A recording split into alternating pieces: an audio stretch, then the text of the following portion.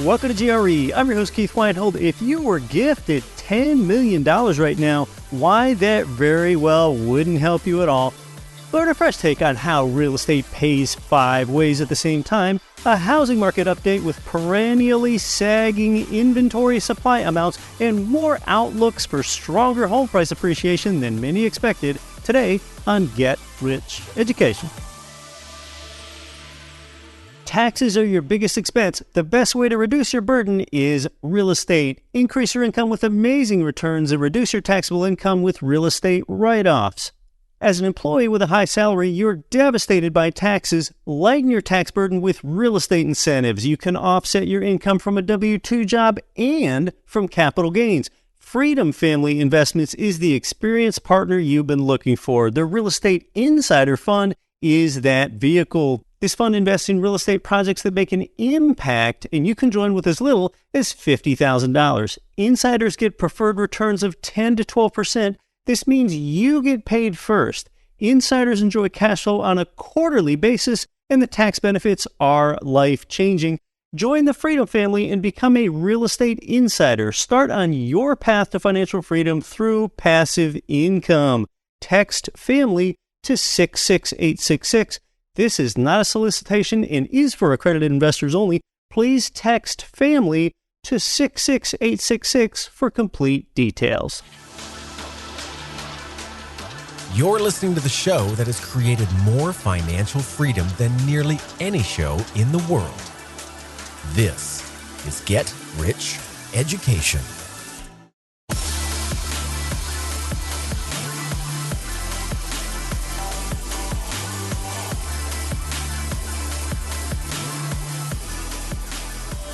Welcome to GRE, from Montevideo, Uruguay to Montecito, California, and across 188 nations worldwide. You're listening to one of the longest running and most listened to shows on real estate, the voice of real estate investing since 2014. I'm your host, and my name is Keith Weinhold. How would you like it if I just gave you $1 million? And you know what? Maybe that's not enough to make my point anymore. Make it $10 million. I adjusted for inflation. How much would you like it if I gave you $10 million? How would that feel? But what if it comes with just this one condition? What if I told you that I'll give you $10 million, but you are not waking up tomorrow? Not waking up tomorrow? No way. Well, see, now you know that waking up tomorrow is worth more than $10 million or any amount of money. So this is how you know that your time and your life are worth infinitely more than any dollar amount.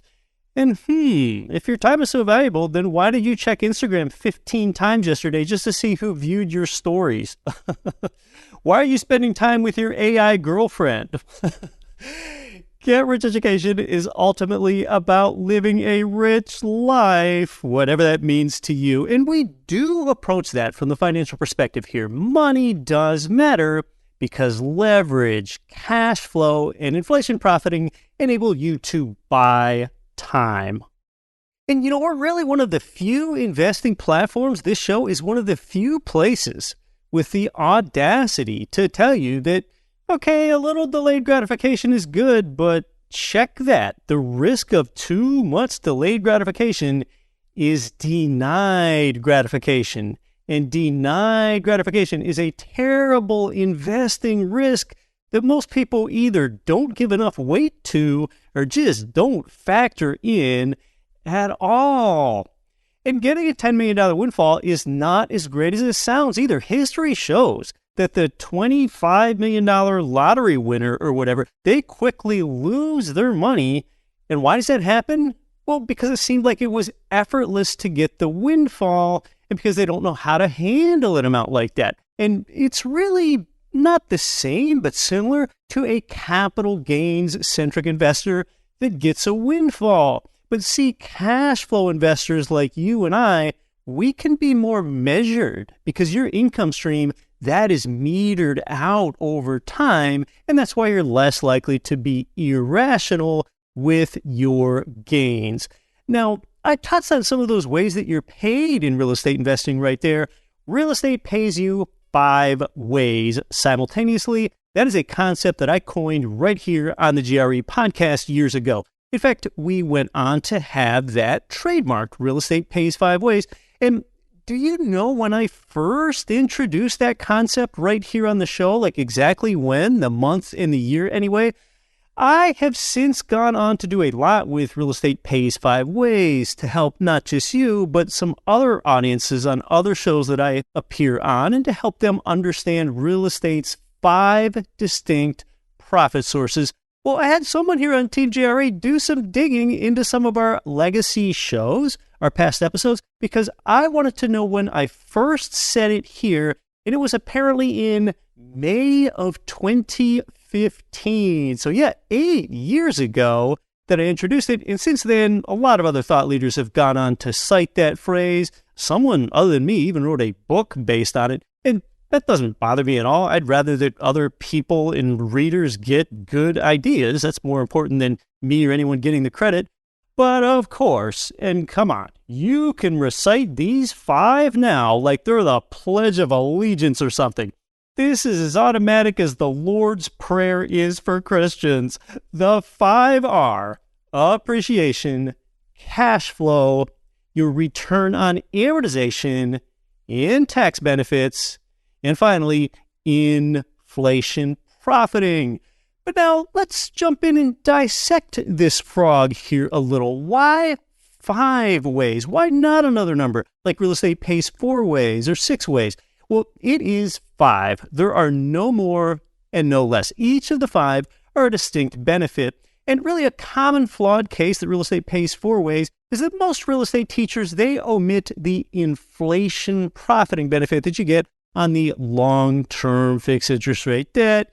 Any GRE devotee knows that with 5% inflation on $1 million in debt, well, then you only owe the bank back $950K in inflation-adjusted debt after year 1 and $900K after year 2, and so on. And in the meantime, your tenant pays all of your mortgage interest. And then some that make the 4 ways case, you know what? They question the tax benefit. I have heard that approach before. Like, well, wait, could the tax benefit, like, can that really be considered a profit source? Or is that just sort of a deal sweetener? It is a profit source, okay? Outside of the real estate world, for you to obtain a tax write-off, you've got to have a real expense backed up with receipts. Like if you bought new computer equipment or you bought a new farm tractor.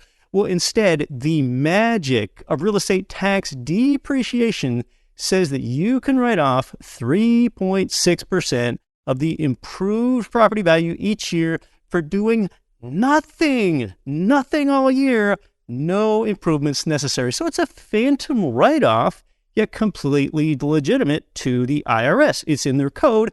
And then on top of that, the 1031 exchange, that means you can endlessly defer all of your federal capital gains tax for your entire life. Yes, it is one of the few places in life where procrastination actually pays. Just keep putting that off over and over again, and you'll never have to pay capital gains tax. Now, I've even heard some say that they're a fan of GRE's Real Estate Pays 5 Ways, but that they've discovered a 6th way. And this often involves an event that's either unlikely or it falls into one of the existing 5 ways, into one of those categories. For example, you might hear, my appraisal value exceeded the contract price. I'm buying it for $320K, but the appraisal is $340K, so I got $20K in instant equity. See, I was paid a 6th way. And to that I say, well, no. I mean, first, good for you. $20K of instant equity, that is a nice sweetener. I mean, that's a $20K credit in your net worth column that you received the moment that you opened up that appraisal email that came in from the lender. As soon as you opened up and saw it, plus $20K, pretty nice. But an appraised value that exceeds the purchase price, that is not common enough to be expected, and the 5 ways are. And also, you could make the case that this instant equity, that's covered in the first way that you're paid, appreciation. The reason that we invest in real estate is because there's virtually no other vehicle in the world where you can expect to be paid 5 different ways at the same time. That is a foundational principle, and that is a core concept here at GRE. This is why you and I do what you and I do, and it answers the compelling why real estate question better than any other answer out there. And that's why anything less than a 20 to 25% combined return, when you add up all the 5 ways, anything less than that's actually kind of disappointing. And yet that is all done with low risk, which is something between a paradox and heresy almost anywhere else in the entire investing world. And if you haven't yet, take and watch my free Real Estate Pays 5 Ways video course. That way you really understand each of your 5 distinct profit sources, where they come from, how to optimize them, and how all that fits together. It is at getricheducation.com/course. That's the free Real Estate Pays 5 Ways short video course at getricheducation.com/course. Let's talk about real estate trends. You know, real estate investing, I think it has a lot of these relationships that you really wouldn't expect. And part of the reason for that is because it intersects with the economy. And economies are wacky and complex, and you get all these relationships that are actually pretty counterintuitive. For example, in a recession, mortgage rates fall, and all interest rates tend to fall in a recession, not rise. And another exhibit is how debt builds wealth with prudent leverage. Another one is that I've explained extensively here on this show and elsewhere that higher mortgage rates correlate with higher home prices, not lower ones. That really throws almost everyone off.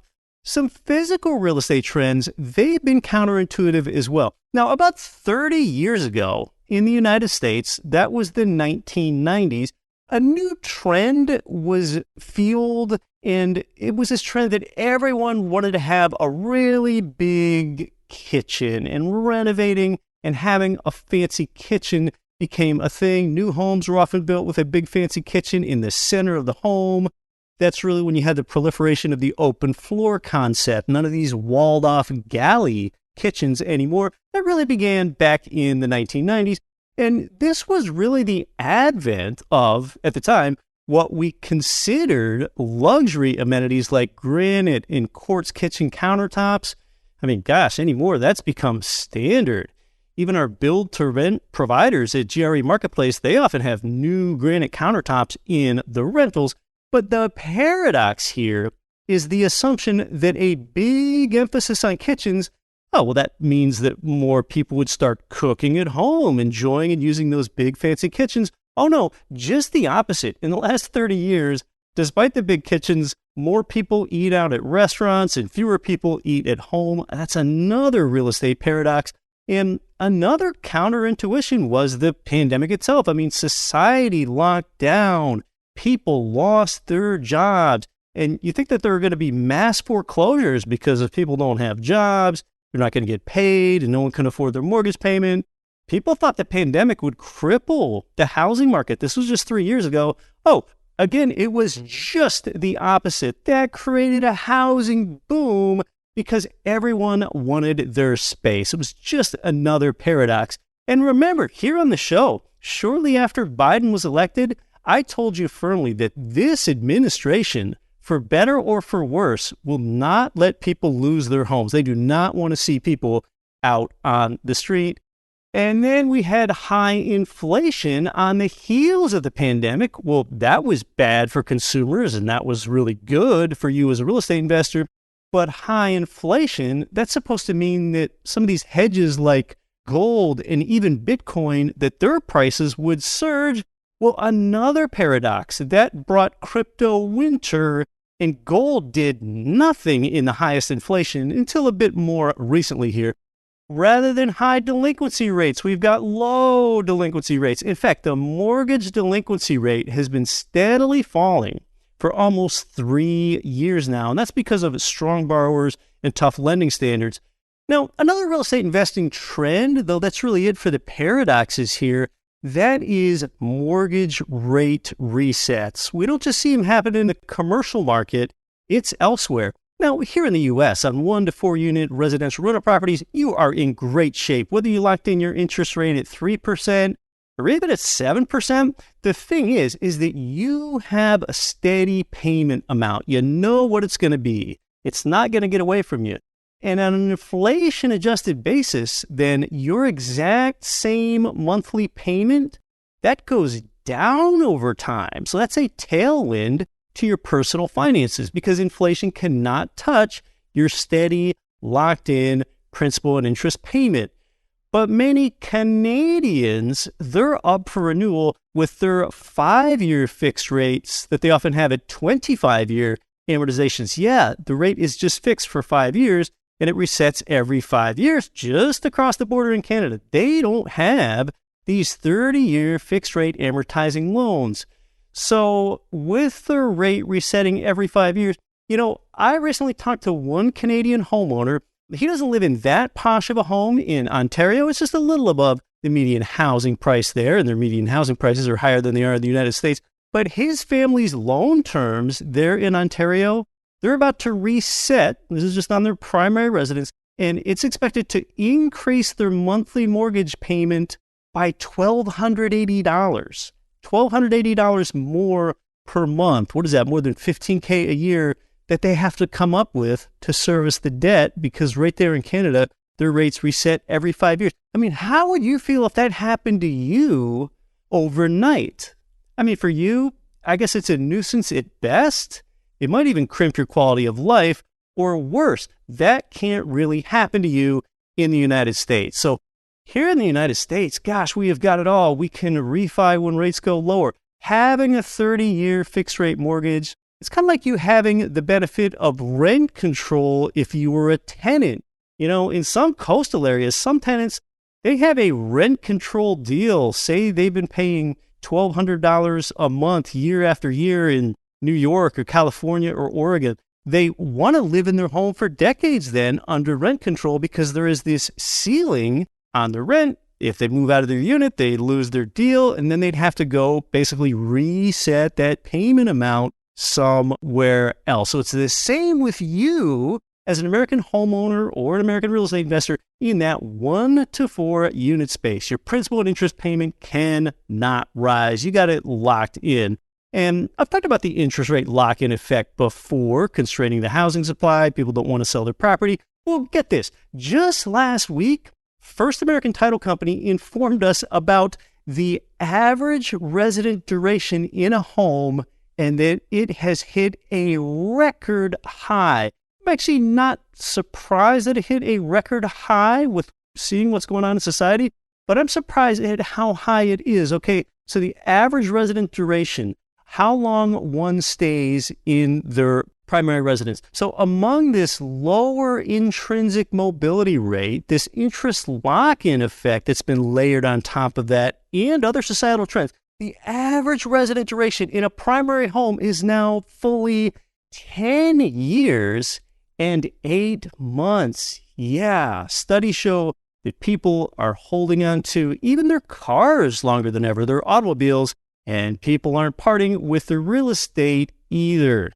So then with fewer properties coming to market, let's update the available supply of homes. This is really interesting. It tells you how much builders are building. It tells you about migration trends. It tells you about population growth or population decline. The available supply of homes. And I'm going to pull from the same set of stats that I've now been citing for years in order to be consistent. Check this out. This is the Fred housing inventory, the active listing count of available U.S. homes. So let's get some context here. Remember, historically, it's 1.5 to 2 million units that are available.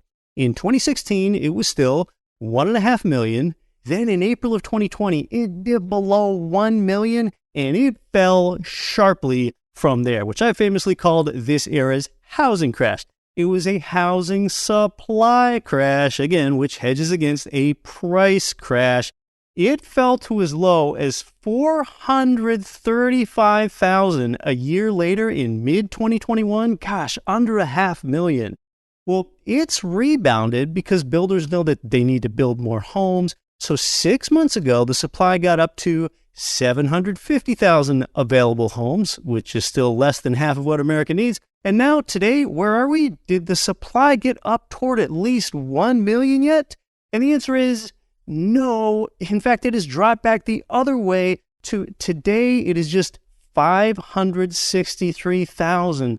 My gosh, this astounding dearth of housing supply. It is a condition that could very well be with us for over a decade. This scarce supply. It is a long-term American condition.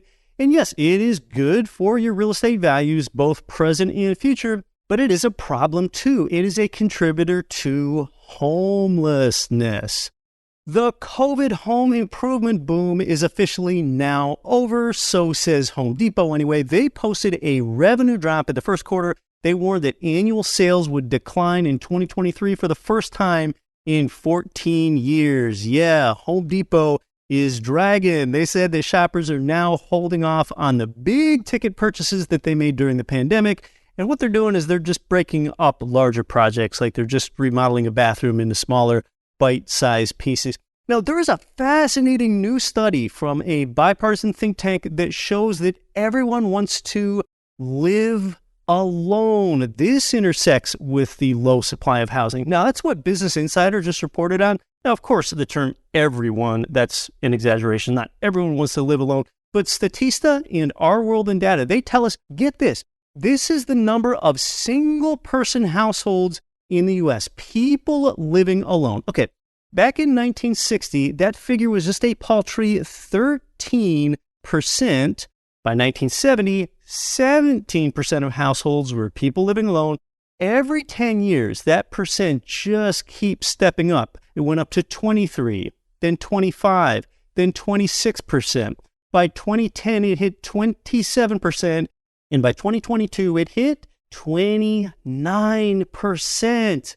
Now, you can't think that's good for society to have all these single-person households, almost 3 in 10, living alone, and all the societal ills that come with that. I mean, come on, find a good spouse.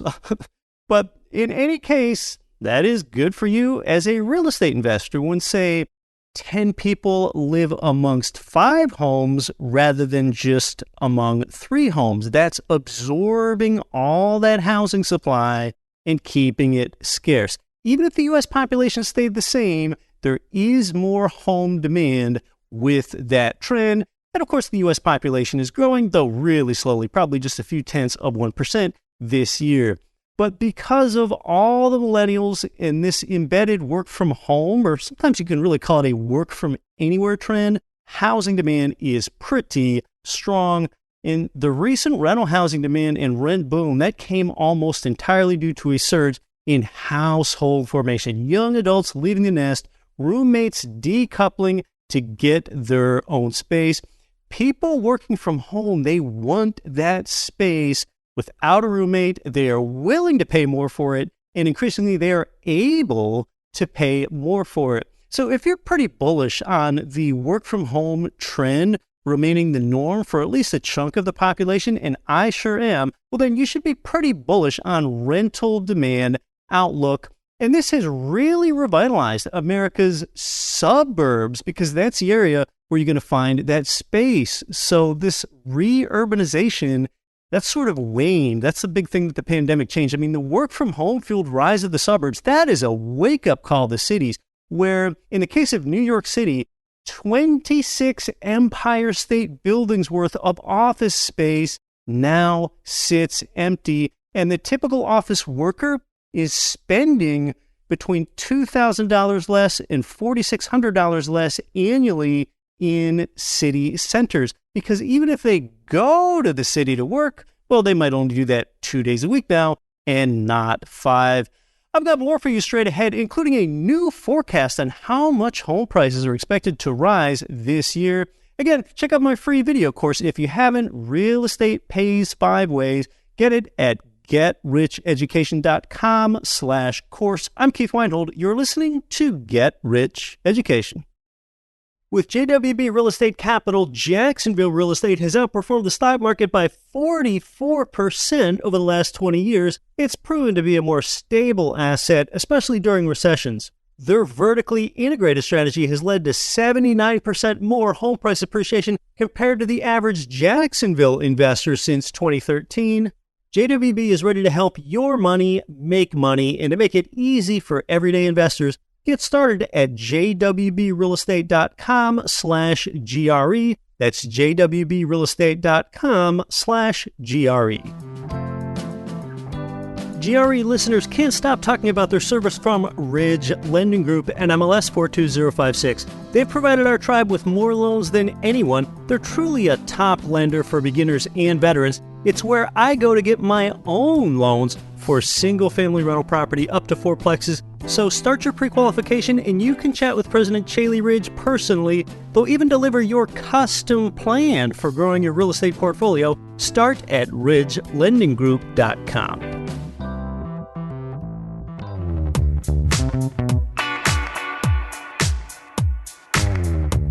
This is Rich Dad, Poor Dad author Robert Kiyosaki. Listen to Get Rich Education with Keith Weinhold. And the reason I respect Keith, he's a very strong, smart, bright young man.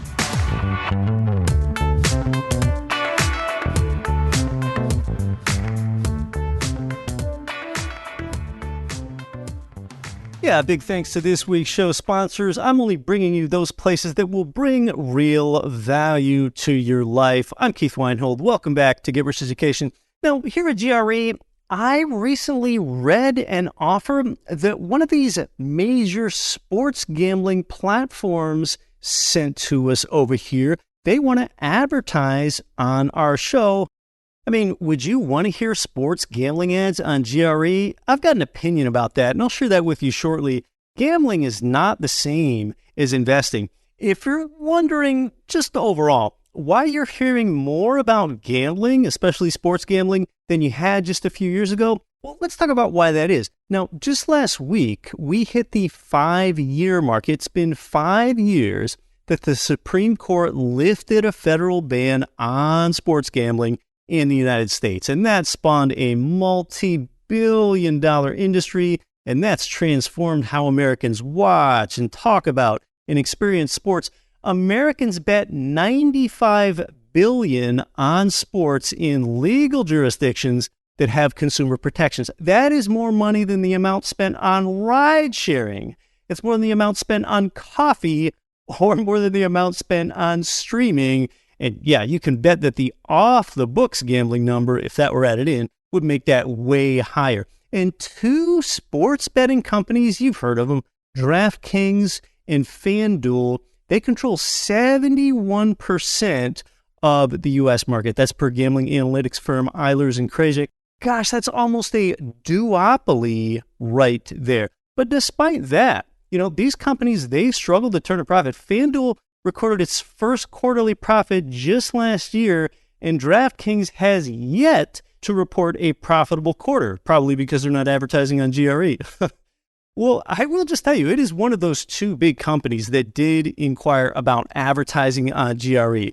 Now, of the 50 states, there are 33 states that allow it now. So that's 2/3 of the nation that has legal sports betting. Washington, D.C. has it too. And another 4 states, they've legalized sports wagering, but they don't have any sports books just yet. Now, interestingly, the 3 most populous U.S. states, California, Texas, and Florida, they have not legalized sports gambling.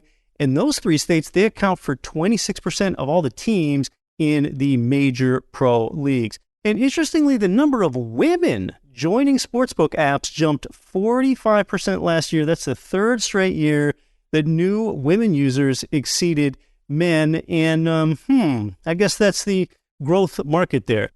So I'll tell you, and I think you already know, that my inclination to have gambling advertising and associating with these companies is not to do it, not to accept that advertising income. I don't see how that's serving you. That kind of feels like a conflict in my gut and in my heart. Gambling, that's sort of like the opposite of investing for a stable rental income stream. I mean, either way, both activities, I guess you're putting your money at stake, but that's about the closest common ground that I can find. So at least at this time, and probably all time, it is a no for gambling content here. And hey, that's not any sort of moral judgment on the activity at all. That's a separate conversation to have somewhere else.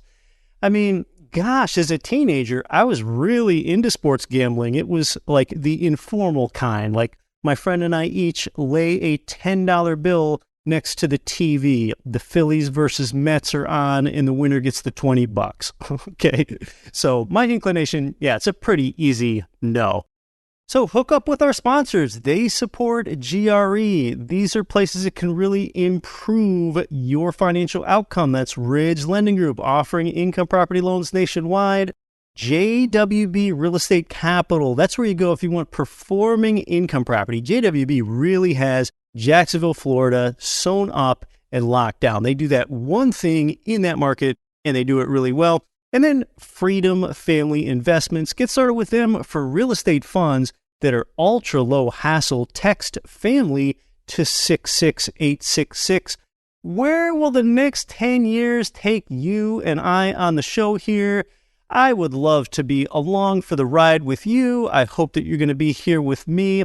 Let me just take a moment to remind you that I am grateful to you to have such a large, loyal audience to, well, listen to the words that I say every week. Thank you for your support. This show has almost reached the 5 million download mark. I've been showing that it's between 4.8 and 4.9 million downloads now. I am genuinely honored and even a little humbled about that. Let's listen into this 3+ minute CNBC clip. This is Lawrence Yun, chief economist at the NAR, the National Association of Realtors, talking about the housing market just last week. Now, a little context here.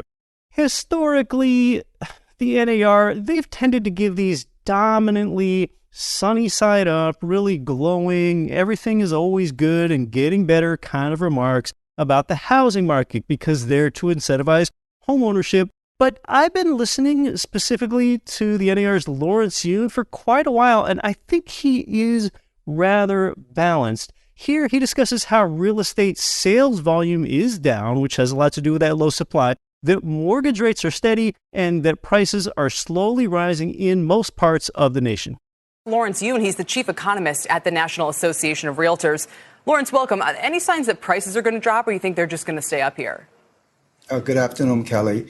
Well, the prices are holding on for the most part, but there are some regional variation out in the West, the very expensive region of the country, always most sensitive to the mortgage rate changes. Prices have come down. In San Francisco, it has come down in the 10% range. But rest of the country is seeing mild price increases. I would say roughly half of the country on the positive territory and half of the country on the negative territory, but only modestly. I guess the biggest driving factor has basically just been household formation. You know, people who wanted to get out of the city, take their kids to a backyard. The pandemic accelerated that. How much more pent-up demand do you think there is, or has it been exhausted? Oh, well, 1/3 of the property right now are getting multiple offers. So the fact that there are multiple offers means that there is insufficient supply to fully meet all of the demand. Now, it's principally happening on the mid-priced home or slightly below. On the upper end market, luxury market, I think it's a buyer's market. Buyers can get a good price negotiation.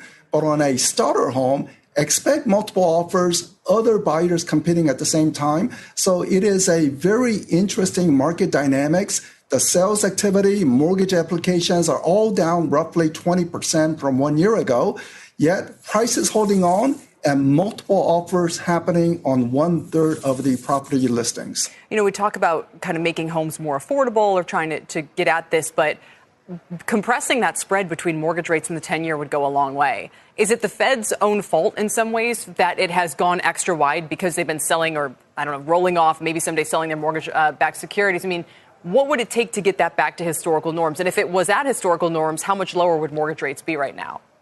Well, if we had a normal spread between the 10-year Treasury and the 30-year fixed-rate mortgage, today, mortgage rates would be 100 basis points lower. Wow. In other words, 5.5% mortgage rate. I mean, that will bring additional buyers into the marketplace. Now, we don't have enough supply, so we have to think about long-term solution to supply, which involve home building.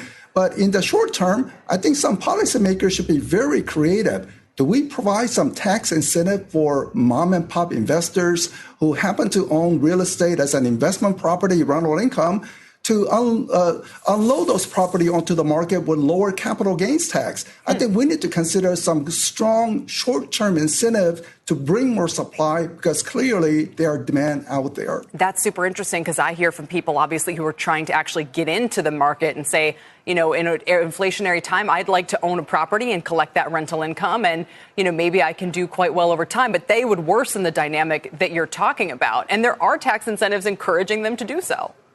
It's especially designed, just for the short-term supply increase. So it can be designed specifically to say that if the buyer is an owner-occupant and the seller is a real estate investor, well, maybe lower capital gains tax will provide that incentives. But right now, housing market, very interesting dynamics. The sales are down, yet multiple offers still happening, and prices still rising in half of the country.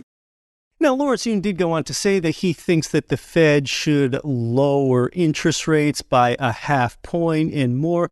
Let us know if you'd like us to invite Lawrence Yun onto the show. As always, you can leave your suggestions, questions, or any comments about the Get Rich Education podcast or any of our other platforms at the Contact Center at getricheducation.com/contact. When it comes to national home price appreciation, just last week, we learned that Zillow revised its home price outlook, and they revised it upward. Between April 2023 and April 2024, Zillow expects U.S. home values to rise 4.8%. That's higher than they and most other outlets had projected before. You've got more signs that more and more American markets, they're being considered a seller's market rather than a buyer's market, and that tilts toward more home price appreciation. Though I still think it's going to be pretty moderate price appreciation this year. CNN recently published an article where they even posited the question, are bidding wars back? Well, yeah, they are in a few markets. Another measure of housing supply is, of course, the months of available supply. I think you know that 6 to 7 months of inventory, that's considered a balanced supply and demand market, or some just consider that balance point to be 6 months. If it gets up to 10 months of supply, well, then you tend to see little or no home price appreciation. Well, indicative of the low housing supply, we hit a winter high of 4.5 months of supply, and that's come down. And today it is down to just 2.7 months per Redfin. 2.7 months. Just another sign that demand is outpacing supply. And then, the thing that hasn't been talked about much, among those entry-level homes, and I guess the NAR's Lawrence Yun did allude to this, they're even harder to find. Those entry-level homes, the ones that make the best rentals, which are pretty close to being the same as those first-time homebuyer type homes. I mean, how hard are these to find? In some markets, this can be even more rare than finding a true friend. That's a hard thing to find as you go throughout life. Or perhaps it's as rare as the Hope Diamond or a Honus Wagner baseball card. Well, the good news is that among this paltry supply, we actually have the inventory that you want, some selection at GRE Marketplace. And besides that, we actually have something that you really like, and that is mortgage rate relief to help you with your cash flow. Now, purchase rates have been hovering around 6.5% lately. That's the owner-occupied rate. So for rentals, it could be 7% plus right now. Well, how about rolling back the hands of time through our great relationships here and our free investment coaching? You have access to 4.75% interest rates on investment property, and many of these are new builds in Path of Progress, Florida. Yes, our free coaching, it's going to help you get the 4.75% mortgage interest rate. We'll even help you write the sales contract for you if you're new to this. They'll walk you through the property inspection, the property condition, the appraisal, Yes, a 4.75% interest rate today. And you get that from these home builder buy downs. I don't know how much longer that can last. And to be clear, you're not buying an income property from us. You're buying it with our help and our connections. It is all free to you. This is educational support for you. In fact, our coaching support like this through our one sole investment coach, Naresh, is becoming so popular that I can now announce that we soon plan to add a second investment coach. Yes, a new one. And interestingly, you have heard of this soon-to-be second investment coach because they've been a guest on the show here a number of times. Yeah, we'll make that introduction on a future show. You'll find that interesting. But our investment coach, Naresh, he does have some slots open to talk with you now and help you out. A lot of the best deals currently with these 4.75% rates are with new build Florida duplexes and fourplexes. You can use them on rental single-family homes as well. Last time I checked, though, it just seemed like the deals were a little better on the duplexes and fourplexes. That's why I brought that up first.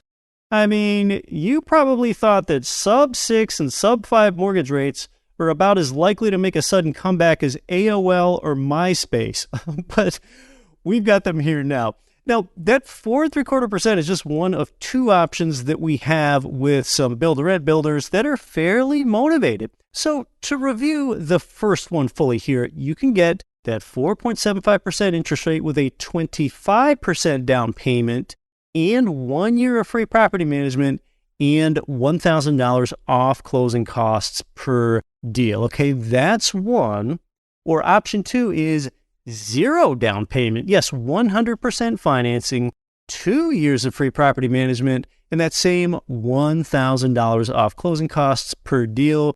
And with that, you can negotiate on the price a little bit as well. They are open to some offers. So they are the two options. It's really rarely more attractive than this. And if you hear this in a few weeks or perhaps months, I doubt that these options are going to be there any longer. So I'll close this week with something actionable that can really help you now. If you want to do it yourself, that's fine. Like thousands of others have. You can get a selection of income property, sign up for one login.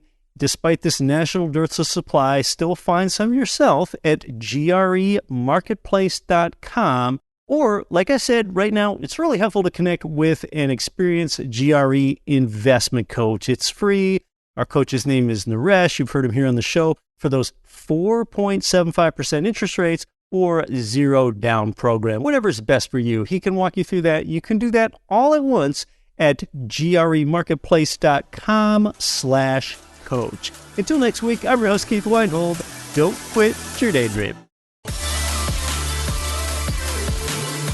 Nothing on this show should be considered specific, personal, or professional advice. Please consult an appropriate tax, legal, real estate, financial, or business professional for individualized advice. Opinions of guests are their own. Information is not guaranteed. All investment strategies have the potential for profit or loss. The host is operating on behalf of Get Rich Education, LLC exclusively.